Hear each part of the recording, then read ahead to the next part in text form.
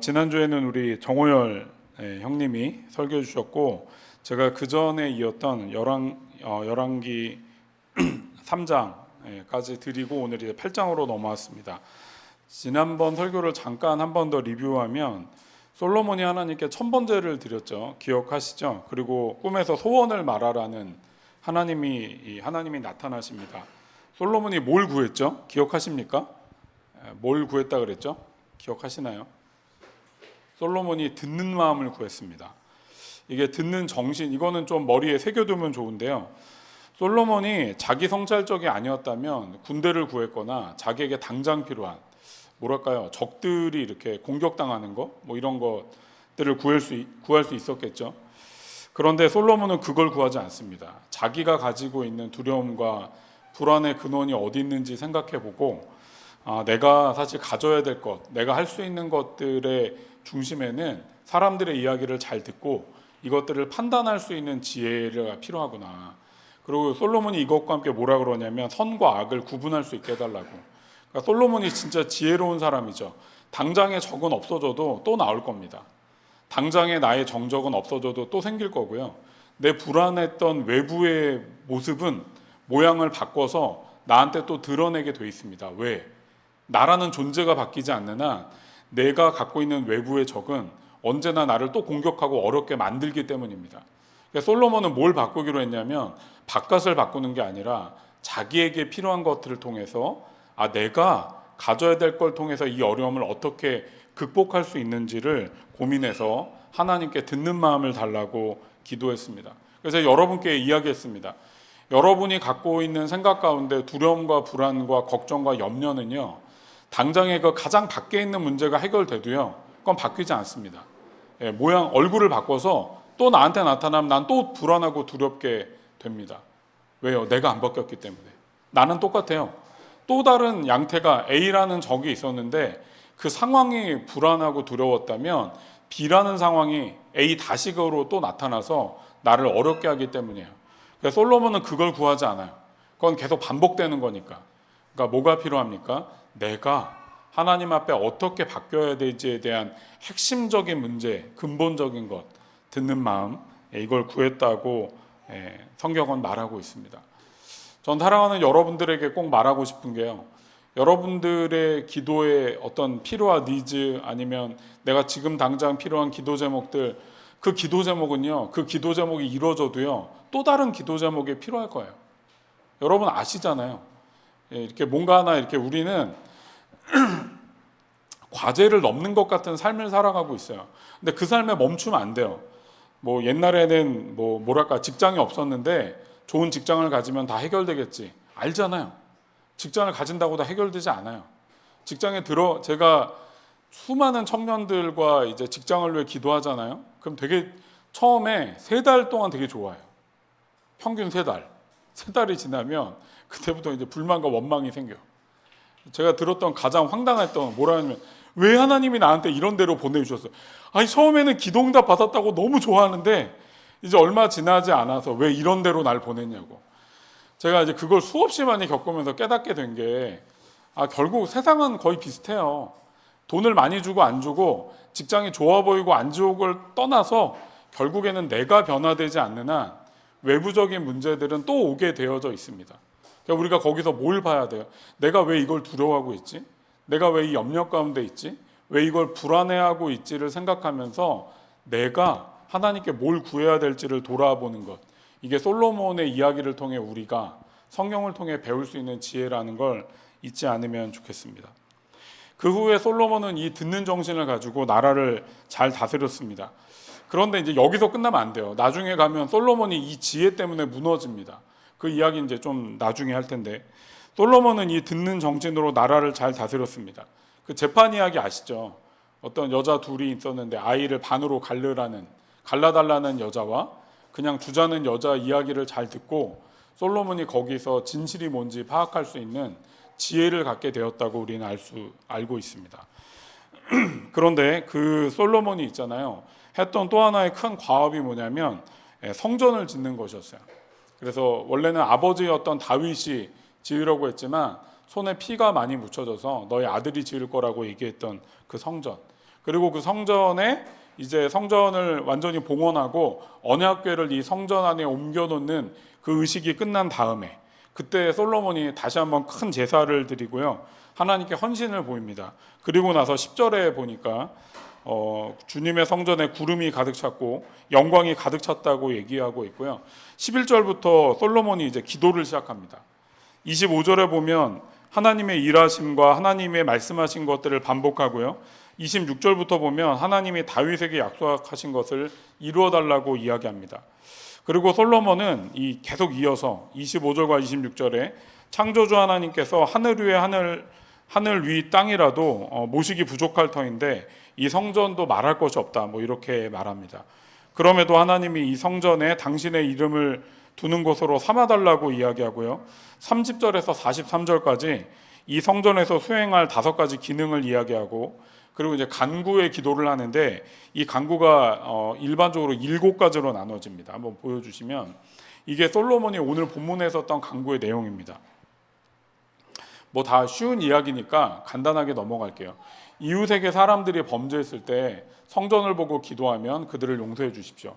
범죄로 인해 우리가 적국에 패배했을 때, 우리가 죄를 져서 비가 내리지 않을 때, 자연재해가 발생했을 때, 이방인들이 기도할 때, 저는 5번의 기도도 되게 특이하다고 생각해요. 오늘 깊이 돌아볼 수는 없는데 솔로몬이 하나님의 지혜를 가지고 그가 가졌던 생각은요, 나라가 넓어졌어요. 이스라엘 역사상 가장 넓은 영토 중에 하나를 차지했는데 솔로몬이 보니까 자기네 유다 민족만이 아니라 딴 민족도 편입되잖아요. 그들의 기도, 이방인의 기도, 결국 나중엔 유대인들이 되겠지만 그들의 기도도 들어달라고. 그러니까 하나님이 생각한 걸 그가 알고 있는 거예요. 그냥 유대인만이 아니라 결국엔 이 복음이 나중에 이제 복음이 와서 전 세계에 펼쳐지게 될 때 이 주를 바라보는 자들이 당신을 바라보고 기도할 때 그 기도를 들어다. 그러니까 이 사람이 있잖아요. 정말 뭐랄까 지혜가 많았을 뿐만 아니라 참 숙고하며 어떻게 기도했는지를 여기 대표 기도자들이 다 준비해 오시잖아요. 이렇게 다 이렇게 글을 보면 다 명문인데 그런 것처럼 하나님 앞에 마치 대통령이죠.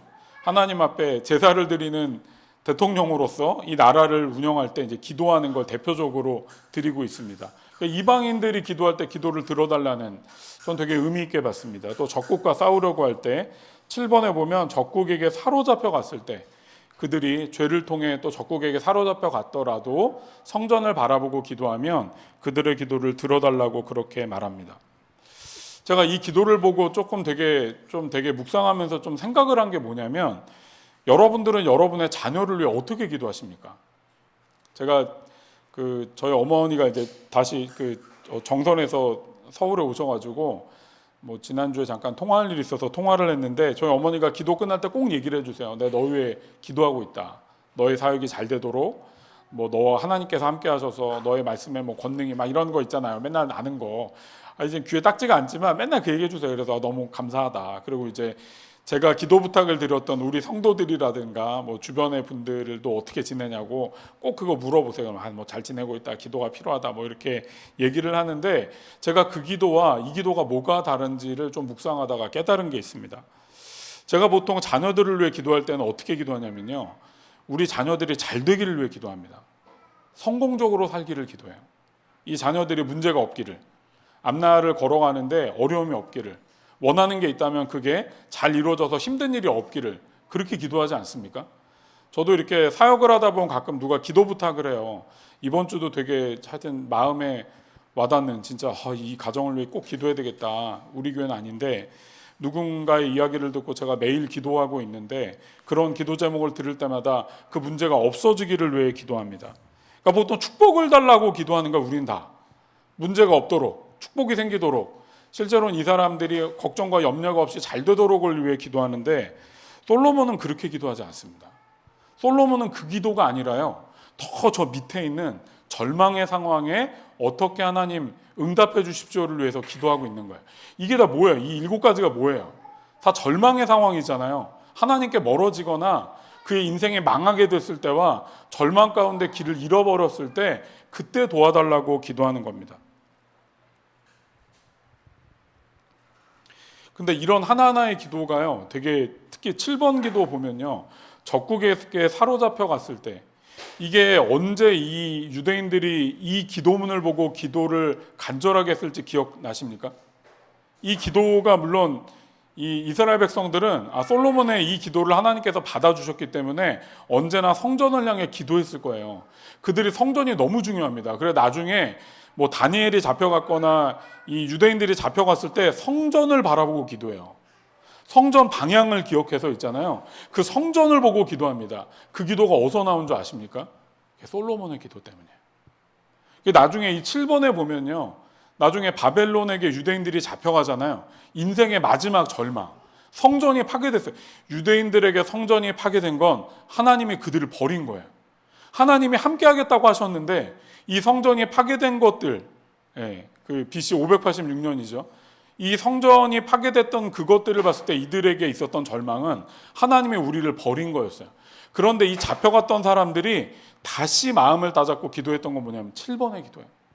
솔로몬이 이때를 예언한 건 아니겠지만 혹시나 유대인들에게 이런 절망의 일들이 일어나게 되면 이들을 긍휼히 여겨달라고 했던 기도가 성경에 있다는 것들을 그들이 기억하고요.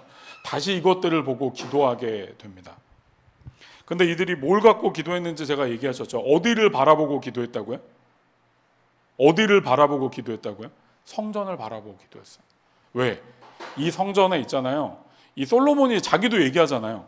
하늘의 하늘도 당신을 거주하게 할 수 없는데 겨우 이 정도 성전으로 당신이 거하게 해달라는 건 말도 안 됩니다 라고 얘기하거든요. 근데 나중에 보면 하나님께서 뭐라 그러냐면 내가 거기 거하겠다고 얘기하세요.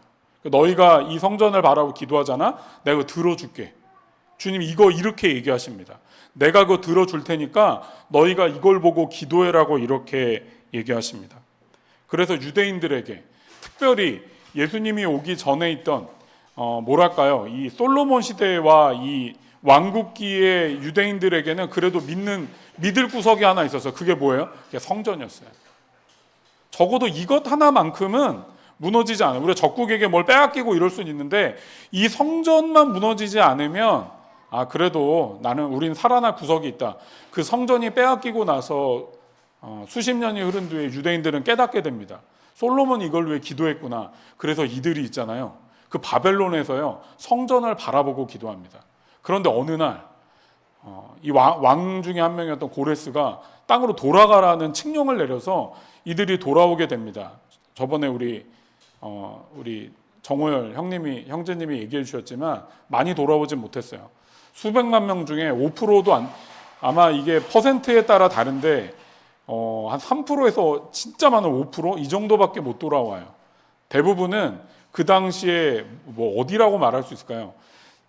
지금으로 따지자면 미국의 뭐 뉴욕, 맨하탄 뭐 이런 데 같은 데 살고 있었던 사람들이 그냥 아프리카 황무지로 가는 거예요. 모든 걸 다 버려두고 알지도 못해. 성벽도 없고 아무것도 없어. 주변에 적밖에 없어. 그런데 한 가지 믿을 구석은 뭐야? 고레스가 돌아가라는 칙령 때문에. 근데 그들이 돌아온 이들이 왜 돌아왔을까요? 저걸 믿었기 때문이야. 하나님 여전히 버리진 않으셨구나. 우리가 죄 때문에 성전이 무너지고 다 파괴되어도 솔로몬이 기도했던 걸 기억하고요. 다시 한번 그들의 마음에 있는 성전을 가지고 기도했습니다. 그래서 돌아온 이들이 이제 스룹바벨이라는 지도자의 명령에 따라 좀 허접한 성전을 하나 만듭니다. 근데 이게 또 무너지고요. 우리가 저번에 봤었죠. 누가복음 때 헤롯 성전을 짓습니다. 그러니까 유대인들에게는 이 성전이 있잖아요. 하나님의 믿을 구석이었던 거예요. 지금 이 성전은 또 한 60년간 지어졌어요. 이 헤롯 성전은 너무 멋있어. 저번에 제가 읽어드렸죠. 빛이 반사되면 이 황금빛이 온 사람들에게 비칠 정도로 그 멋있는 성전을 바라보며 그들은 하나님이 이 성전 때문에 우리를 지키실 거라고 믿었다고 이야기했습니다. 그런데 우리가 있잖아요. 이들이 죄를 졌는데도 이 성전이 자기를 지켜줄 거라고 믿었던 건 뭐냐면 투사하는 겁니다. 하나님이 그래도 우리를 지켜줄 거야. 이건 투사하는 거예요. 하나님은 그렇게 얘기하지 않았어요. 내가 이 성전을 바라보고 너희가 기도하더라도 너희가 나를 떠나면, 너희가 나를 돌아보지 않고 너희가 다른 길로 가면 성전뿐만 아니라 너희 모든 것들을 다 깨뜨릴 수 있다고 주님이 얘기하셨는데 그걸 듣지 않는 거죠. 내가 원하는 것만 듣고 내가 원하는 것들을 상대방에게 전가하는 것, 그게 뭐라 그랬어요? 그걸 투사라고 말했죠. 이들의 투사의 신앙은 그렇게 오래되었습니다. 그런데 예수님께서 이 땅에 오셔서요, 사실은 예수님이 되게 중요한 게 뭐냐면 이렇게 말씀하셨어요. 다음 거, 내가 너희에게 말한다. 성전보다 더 큰 이가 여기 있다. 이게 있잖아요. 더 큰 이 사상입니다. 모세보다 더 큰 이가 여기 있다. 이렇게 얘기하시는데요. 예수님께서 뭘 얘기하셨냐면 내가 성전보다 더 크다는 거예요. 내가. 너희가 이전에는 성전을 바라보며 기도했는데 이제는 성전보다 더 큰 이가 여기 왔어요. 이제 너희는 누구를 바라보며 기도하는 겁니까? 우리는 더 이상 성전이 없어요. 우리에게 성전이 어디 있습니까? 우리는 예수를 바라보며 기도합니다. 사랑하는 우리 주연의 교회 성도 여러분, 여러분은 더 이상 성전을 바라볼 필요가 없습니다. 여러분이 죄를 짓거나 절망하거나 낙심하거나 인생의 마지막 길을 걸어가고 있을 때 고개를 돌려 주님을 바라보면 됩니다. 그 주님이 우리의 구원자이시고 우리와 함께 하시기 위해 이 땅 가운데 있다는 걸 잊지 않고 나아가게 되는 것, 이게 그래서 있잖아요. 우리 종교가 우리가 믿는 종교 이름이 뭐예요? 우리 종교 이름이 뭐예요? 기독교잖아. 기독교. 이 기독이 뭐예요? 기독이 예수를 음역한 거예요. 그러니까 우린 크리스트교예요. 우린 예수교라는 거예요. 왜 우리가 하나님교가 아니고 예수교죠? 왜냐하면 그 예수가 우리를 구원하셨기 때문이에요. 이 예수 때문에 우리가 고난 가운데 있을 때나 성전보다 더 큰 이시기 때문에 우리가 절망하거나 어려울 때, 여러분이 정말 힘들 때 예수를 바라볼 수 있다는 걸 우리가 그래서 기억해야 됩니다. 솔로몬은 있잖아요. 솔로몬의 이 기도의 이야기를 이제 좀 몇 가지 좀 말하려고 합니다. 솔로몬에게 있어서 개인적인 기도 제목, 기도의 응답은 듣는 마음이었어요. 이게 있어야 내가 일할 수 있는 게 편하기 때문에. 그런데 그것 외에도 가족의 건강, 또 뭐가 있을까요? 외국 사신과의 협상, 뭐 여러 가지 건강 문제, 여러 가지가 있을 거 아니에요? 근데 솔로몬이 그 성전에 그 언약궤를 딱 들여다놓고 하나님께 기도했던 거는 그냥 단순하게 자신의 기도가 아니라 자신의 기도가 자신이 포함되어 있는 모든 유대인들을 위한 기도였다는 것들을 우리가 기억해야 됩니다. 저는 중보기도를 있잖아요. 저는 중보기도를 자주 하는 편이죠. 성도 여러분의 기도 제목이 끊이지 않기 때문에. 제가 이걸 깨달았어요. 아, 그렇구나. 우리가 이 땅에 사는 동안은 중보기도는 끊일 수 없구나. 어려움이 없을 수는 없잖아요. 그런 생각 해보세요. 뭐 하나 넘어가도 있잖아요. 끝이 아니야. 그걸 끝이라고 생각하면 여러분 오해하시는 거죠. 뭘 하든 간에 집을 샀어. 오늘도 일부 예배 때 이제 성도 뭘 원하냐고 청소년들한테 한 번 더 물어봤는데 그 중학생 친구가 너 만약에 하나님이 소원을 들어준다면 뭘 원하겠니? 걔가 어느 학과를 가고 싶어 해서 그걸 원하는 줄 알고 물어봤는데 걔가 뭐라냐? 집이요 그러는 거야. 그래서 아니 너가 왜 집이 필요하니까 엄마 아빠가 필요하신 것 같아. 와, 참 이게 우리 이제 낭만 이런 거 없어. 이제 옛날에 과학자 되고 싶어서 이런 거 없어. 이제 다 집이 필요하고 걔가 달랬던 건 돈이었어. 돈이 왜 필요해? 했더니 집을 사야 돼요. 집이 왜 사야 돼요? 했더니 엄마 아빠가 집을 사야 된다고 말. 누구 아들 딸인지 말하지 않겠습니다. 어쨌든 간에. 그런데 그것들이 있어. 집이 있으면 다 해결됩니까? 집이 있으면 또 고난이 시작돼요. 왜냐하면 지금 서울 집값이 또 들썩거리잖아요. 나는 사야 되나 팔아야 되나.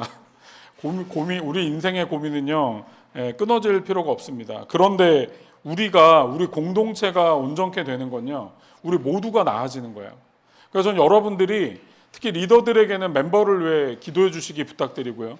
여러분들이 같은 소그룹에서 누군가 어려울 때 여러분이 그 사람을 위해 기도하는 건 우리 같이 잘 되는 겁니다.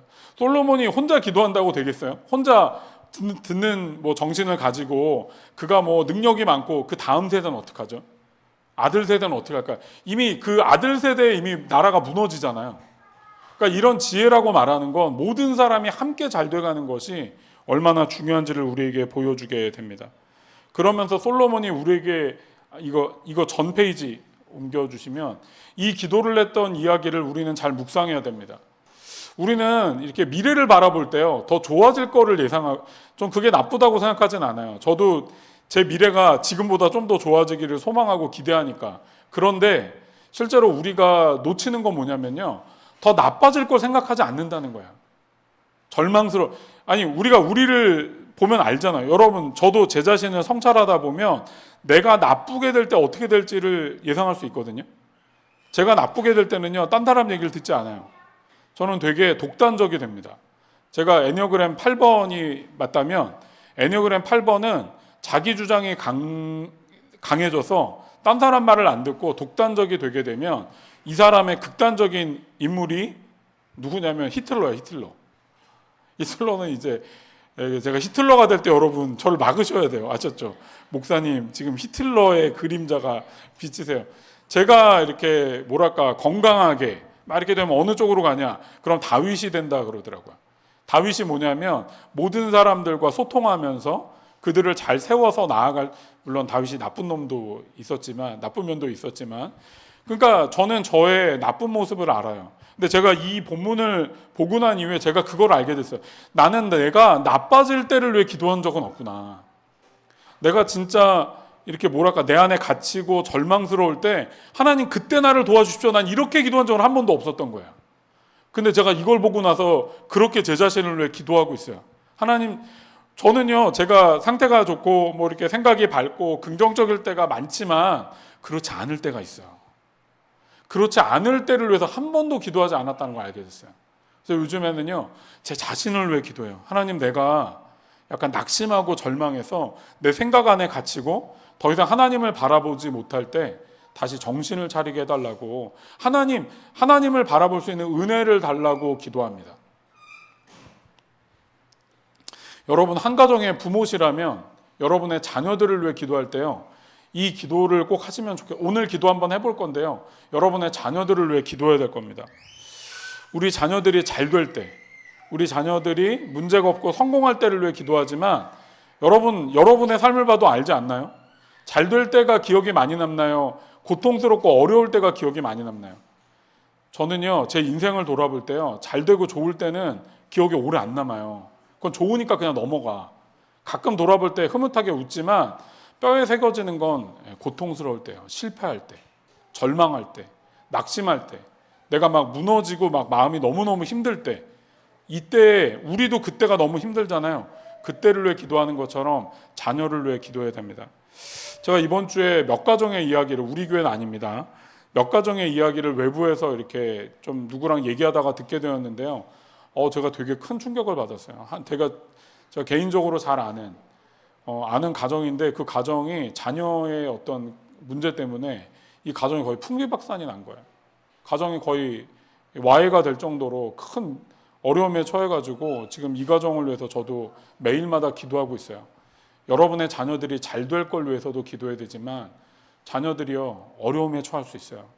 예상하지 못하는 절망 가운데 나도 모르게 나쁜 데 손을 대서요, 어려움에 처해서 무너질 수 있어요. 그때를 위해 기도해야 됩니다. 주님, 그때 이 자녀가 하나님께 돌아서서 다시 돌아오게 될 때 이 자녀의 음성을 들어달라고 기도하셔야 됩니다. 제가 이걸 깨닫고 나서 제가 맨날 걱정했던 게 뭐냐면, 우리 자녀들이 있잖아요, 피해자가 될 걸 걱정했거든요. 피해자가 될 걸 걱정했는데 제가 요즘에 무슨 생각을 하냐면, 우리 애들이 가해자가 될 수도 있구나. 저는요, 우리 애들이 착하고 좋은 애들이라 가해자가 될 거란 생각을 한 번도 안 해봤는데요, 제가 얼마 전에 들었던 그 집에 그 자녀가 있잖아요, 그런 나쁜 애가 아니에요. 근데 자기도 뭐 인생이 너무 어려우니까 문제를 일으켰겠지. 근데 그 문제 때문에 가정이 붕괴될 지경에 간 게 얘가 원한 거겠어요? 착하고 못된 거의 문제가 아니에요. 상황이 어려워지면요, 누구나 생각지도 못한 결정을 하게 됩니다. 제가 한 가지 더는, 우리 느헤미야 교회협의회에 있는 어떤 좀 그래도 큰 교회, 여러분 모르겠지만 그 교회 목사님이 지금은 사역을 되게 잘 하시는데, 그 목사님이 전 교회에서 벌써 한 15년 정도 지난 일인데, 그 전 교회에서 딸이 그 약대를 다니고 있었는데, 공부도 잘하는, 내 남자친구랑 또 실소해갖고 임신을 한 거야. 근데 이제 그 정신없는 와중에, 이 담임 목사님의 딸이었는데 이 정신없는 와중에 이 남자친구랑 헤어진 거야. 교회에서 난리가 났어요. 교회에서 이 목사님이 어떤 분이냐 이런 얘기가 돼가지고 결국엔 그 교회를 나오게 되었어요. 이 딸이 무슨 뭐 이상한 애도 아니고 정상적으로 공부하던 애인데, 그냥 그 실수 때문에 집안이 다 진짜 난리가 난 거죠. 저는 이 시대라면 좀 다르게 결정이 되지 않을까 싶은데, 뭐 누가 잘못됐다 잘했다가 아니라 이게 뭐 누가 원해서 이렇게까지 됐겠습니까? 그런데 그럴 때 저는 예전엔 그랬다니까요.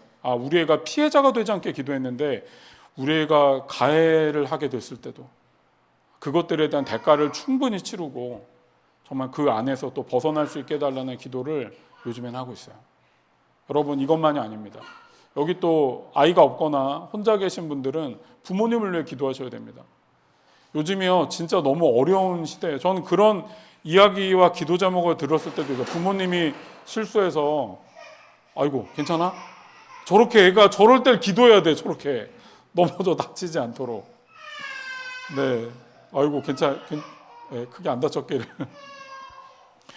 우리가 이 부모님이 또 이렇게 하여튼 큰 문제가 일으켜갖고 부모님이 또 약간 사기를 당해가지고 큰 빚에 또 처한 경우도 듣게 되기도 하고, 이럴 때 참 어떻게 해야 될지, 우리 부모님들이 실수하고 절망할 때 또 그때 어떻게 해야 될까를 위해서 기도해야 됩니다.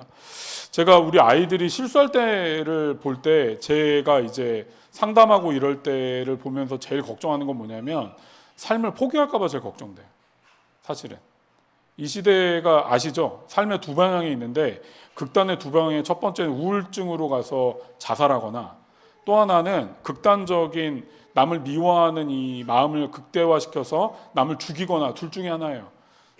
사단은요, 두 가지로 우리를 죽게 만들어요. 자살하거나 죽이거나. 근데 사실 우리가 교회를 다니면 이렇게 뭐 남을 찔러 죽이고 이러기 쉽지 않잖아요. 그래서 제일 쉬운 살인의 방법이 뭐냐면 자기를 죽이는 거예요. 저는 그때를 위해서도 이 기도를 보면서 가끔 기도합니다. 자녀들이 그러게. 근데 여러분, 부모님을 위해 그렇게 기도해 봤어요? 부모님이 절망할 때 거기서 포기하지 않고 다시 하나님을 바라보고 은혜를 얻도록, 하나님께 다시 바라볼 수 있는 기회를 얻도록 여러분 기도해 보셨습니까? 이제 우리가 이걸 기도해야 됩니다. 이게 솔로몬의 지혜가 우리에게 주는 지혜라는 것들을 제가 이 말씀을 좀 준비하면서 깨닫게 되었습니다. 배우자를 위해 기도하십시오. 여러분, 배우자에 대해서 다 아십니까? 배우자가 잘못을 해서 큰 잘못을 하고 그걸 낑낑대고 숨기다가 나중에 문제가 터져 이혼한 케이스도 저도 상담해보고 했었는데요. 우리가 그렇습니다. 근데 이 사람이 있잖아요. 절망 가운데 빠지지 않도록 거기서 또 일어날 수 있도록 기도해야 되고요. 제가 한 가지 더 이것들을 보면서 기도를 부탁드리는 건 여러분의 일터를 위해서 기도하시면 좋겠습니다. 직업이 없으신 분들에게 일터가 없다고 생각하시면 안 됩니다. 여러분들이 가정에서 아이를 돌보는 것도 여러분의 일터죠. 직장도 여러분의 일터고요. 공부하는 것도 여러분의 일터입니다. 근데 그 일터를 위해서 기도하셔야 됩니다. 이 일터가 있잖아요. 하나님의 법칙대로 온전하게 살아가고 있는지를 생각하며 고민해야 됩니다. 제가 가끔 이게 직장을 간 분들에게 이렇게 가끔 듣는 얘기가 뭐냐면, 이 직장이 나한테 되게 불합리한 걸 요구하는데 그걸 어떻게 대응할지를 잘 몰라요. 되게 불합리한데 그냥 이렇게 그냥 아무도 뭐라고 안 하니까 그냥 넘어가. 그래서 우리는 있잖아요, 대응을 하고 있지 않잖아요. 그럼 그냥 받아들이게 돼요. 제가 특히 성인지 감수성과 연관된 강의들을 여러 번 들었는데, 특히 이게 뭐랄까 강간이라든가 이런 문제가 이제 막 문제가 돼서 법으로 막 올라오게 될 때 이 어떤 많은 부분에서 이제 이 자매들이겠죠. 형제도 있었어요. 제가 만난 사람 중에. 근데 이 자매나 형제에게 이 상대방이 약간 추행을 할 때 있잖아요. 이 사람이 대응을 못 한다는 거야. 그래서 이 가해자 입장에서는 나는 뭐 얘가 좋아하는 줄 알았어 라고 얘기하는데, 피해자 입장한테 물어보면 대응을 어떻게 할지 몰라요.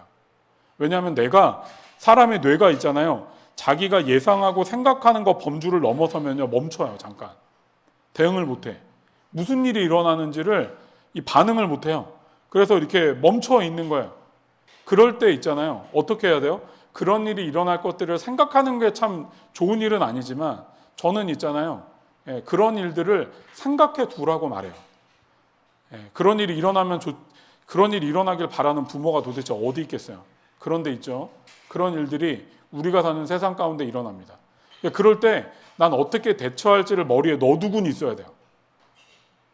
이런 어떤 뭐 성과 연관된 문제가 아니더라도 예를 들어 이 회사에서 너무 불합리하게 나한테 뭔가를 요구해. 나를 너무 막대. 나한테 너무 막말을 하고 욕을 해. 이럴 때 어떻게 대응할지를 고민하셔야 돼요. 기도하면서 생각하셔야 돼요. 이 회사가 부당한 회사야. 이 회사는 합당하지가 않아. 근데 난 이걸 어떻게 받아들이고 어떻게 대응할지를 고민하며 기도하는 것이 있잖아요. 전 솔로몬이 사실은 가장 절망적인 때를 위해 기도하라고 하는 기도의 연장선에 있다고 생각합니다. 제가 청년들을 오래 사역했으니까 청년들 직장에 대한 문제를 상담하다 보면 진짜 어느 직장은요, 이건 말도 안 되는 거야. 근데 그 직장을 거의 막 7, 8년을 다니고 있어. 그래서 걔한테 물어봐요. 아니, 너는 왜 이런 회사를 이렇게 오랫동안 다니고 있었어? 저도 이상하다고 생각했는데요. 그냥 남들 다 다니니까 나라고 뭐 다르겠어? 이렇게 생각했다는 거예요. 제가 그 친구한테 얘기해 갖고요. 이제 물론 기도하면서 직장을 내려놓고 훨씬 더 이 친구의 가치를 인정받고 이 친구가 발전할 수 있는 곳으로 다른 직장을 갈 수 있게 도와준 적이 있어요. 여러분, 여러분의 생각에 매여 있으면요, 여러분이 어디로 갈지를 몰라요. 자꾸만 기도하는 게 뭐냐면 내 생각의 차원을 넓히는 거야. 이 기도가 어려워. 그럼 물어라도 보세요. 내가 하는 삶에 대해서 평가도 받아보고 어떤지를 좀 돌아볼 필요가 있어요. 제가 기도를 할 때 있잖아요. 이 1년에 적어도 한 번쯤은 내 기도를 지도해줄, 기도를 도와줄 영적 동반자를 찾아가요. 이제 9월에도 다시 영적 동반을 예수회에서 제가 신청을 했는데 그걸 왜 하는 줄 아세요? 아니, 내가 책도 많이 읽고 기도도 많이 하고 기도를 가르치는 사람이잖아. 그런데 갇힐 수 있어요. 내 기도에. 그래서 내가 그걸 안 되려면, 정신을 차리려면 이 생각의 범주를 넓혀야 되는데 그걸 하기 위해 노력하는 거예요. 우리가 기도하고 하나님께 나아가는 건 우리의 범주에 있는 걸 넓히는 거예요, 여러분. 근데 그 중에 하나가 뭡니까? 하나님께 여러분의 삶의 한계와 두려움에 대해서, 여러분의 인생의 절망적인 거에 대해서, 지금 이게 맞는가 고민에 대해서 하나님께 물어보고 나갈 필요가 있습니다. 그래서 저는 여러분께 이렇게 말하고 싶습니다. 우리가 성공하는 것보다 훨씬 더 중요한 건 뭐냐면요, 앞으로 나아갈 길을 지속적으로 마련하는 거예요. 우리는 앞으로 계속 나갈 사람들이에요. 절망하고 넘어지고 무너져도 또 나갈 거예요. 이거를 마련해야 돼요. 이걸 마련하는 게 뭐야? 이 기도예요. 낙심할 때 기도하지 않거든요. 절망하면 기도하고 싶지 않아요. 하나님이 미워지면요, 하나님과 멀어지고 싶거든요. 그걸 언제 기도해야 됩니까? 하나님과 멀어졌을 때 그 기도가 안 나와요. 그걸 언제 기도해야 된다고요? 내가 괜찮을 때, 하나님과 관계가 그래도 괜찮을 때, 내가 하나님과 관계가 절망적일 때를 위해 기도하는 것. 제가 이거 영성 강의할 때 이 얘기 한 기억 나십니까? 기도 강의할 때 이런 비슷한 얘기를 했어요. 영적 위로의 시기에 있을 때, 영적 절망일 때 어떻게 대응할지를 고민해야 된다고. 이게 이 맥락 가운데 있는 이야기입니다. 제가 이걸 묵상하면서 솔로몬이 그걸 하고 있는 거구나, 이것들을 보게 됩니다. 말씀을 정리하겠습니다. 솔로몬은 기도를 통해 하나님께 이스라엘 백성이 죄를 짓고 절망의 상황에 있을 때 이들이 다시 주를 보게 되면 이들을 보아달라고 기도합니다. 우리에게 이런 지혜가 있으면 좋겠습니다. 오늘 같이 기도할 텐데요, 이 기도를 여러분이 돌아가셔서도 가끔씩 여러분을 위해 하시면서 하나님께 지속적으로 나아갈 길을 마련하는 신앙, 여러분들이 그 신앙을 붙잡게 되길 주님의 이름으로 축복합니다.